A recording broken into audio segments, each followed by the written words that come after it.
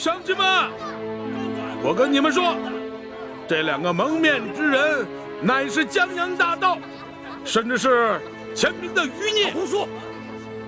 他们想利用这次旱灾，煽动灾民闹事造反。他们才不是江洋大盗，更不是什么前明余孽，他们是替天行道的大侠。大侠！大侠！难道是你，巡抚大人刘德昭？你和你们那帮狼狈为奸的官商们，才是真正的江洋大盗！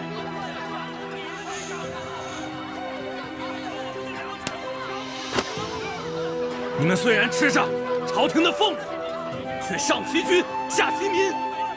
你们比那些前明余孽对大清的江山危害更大。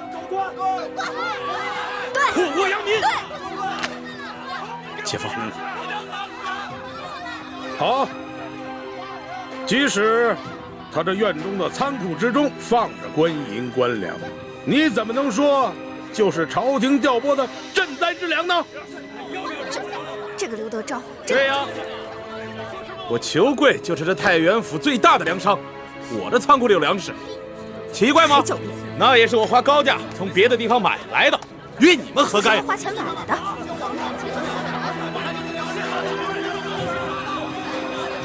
他说的是真的吗？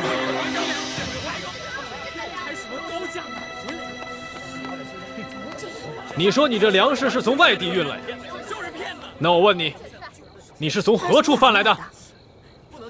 是从湖北。湖北。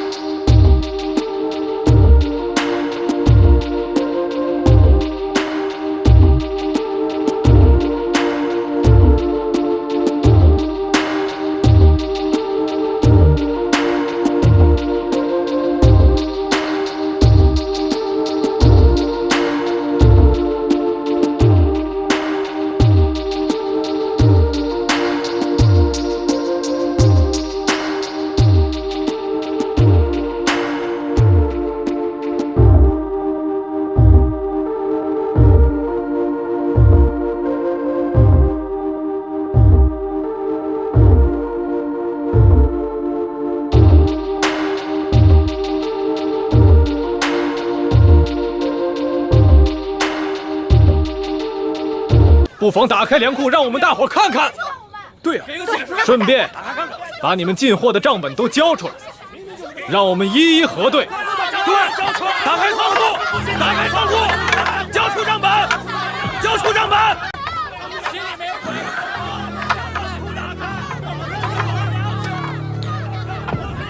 官儿啊，此人身份可疑，找人把他给我盯紧了。是。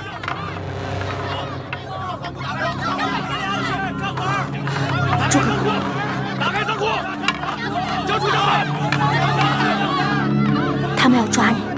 你放心吧，以我的功夫，他们根本奈何不了我。武林高手就是任性哦。乡亲们，乡亲们，乡亲们！除了粮食，我们还在庄园的一处银库里发现了几十箱白花花的银子。大家看，看，刘大人，我看你和你的小舅子如何解释？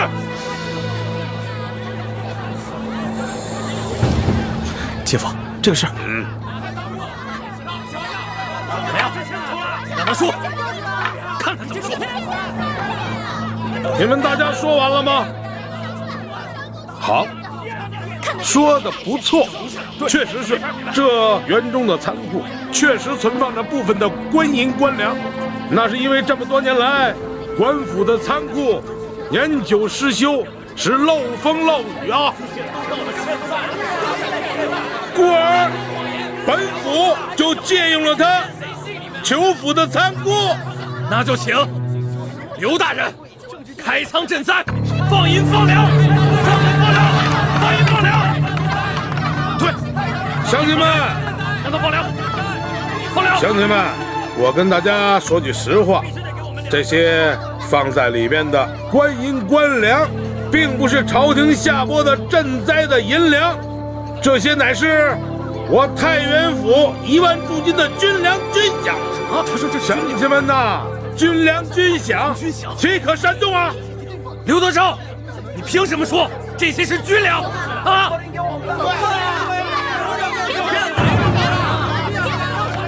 我刘德昭乃是山西的巡抚兼兵部侍郎，这山西的军政要务都由我来监管。这些银两的性质，难道我还不知道吗？我告诉你，你休要再次胡闹，再要胡闹，那就是造反！造反！来人呐，在！将这几个带头闹事的人给我抓起来！是。这个就是在胡乱。凭什么？凭什么抓我们？你凭什么抓我们？主子，请本人拿索大人保护主子。够了！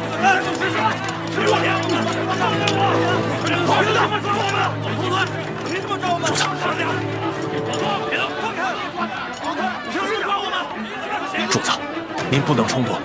刚才探长来报，刘德昭调了一队地方兵来保护他自己的庄园。我怕他狗急跳墙，对主子您不利啊！乡亲们呐，乡亲们呐，听我说啊，本父我心疼你们大家伙儿啊！别听他胡说！我刘德昭说句掏心掏肺的话呀，这院中囤的都是军粮军饷啊，谁敢强拿，那是要犯杀头之罪的，杀头之罪呀！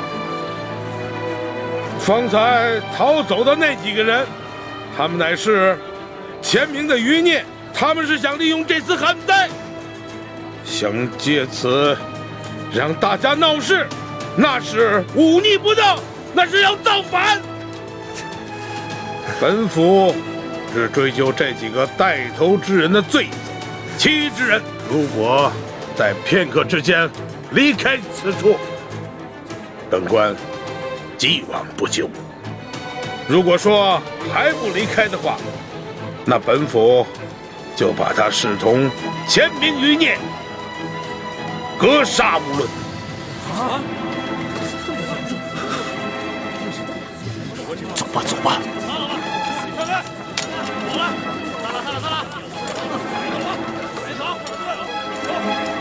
哎呦，姐夫，今儿亏的是你来了，你要不来，我太闲了我。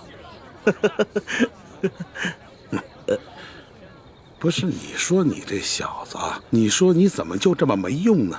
啊，孟护卫说了多少回了，你这庄园之内的机关只能对付一般的盗匪，对些高手那是形同虚设呀。不听啊，现在知道厉害了吧？行行行，我呀立马加派人手，然后找孟护卫重新布置。哎，今儿个孟护卫怎么没跟你一起来啊？我派祥和去舒府打探消息了。如果这个舒婉心要为难咱们，让这个钦差大臣给咱们出难题的话，到那个时候，就应该送他下去陪他爹。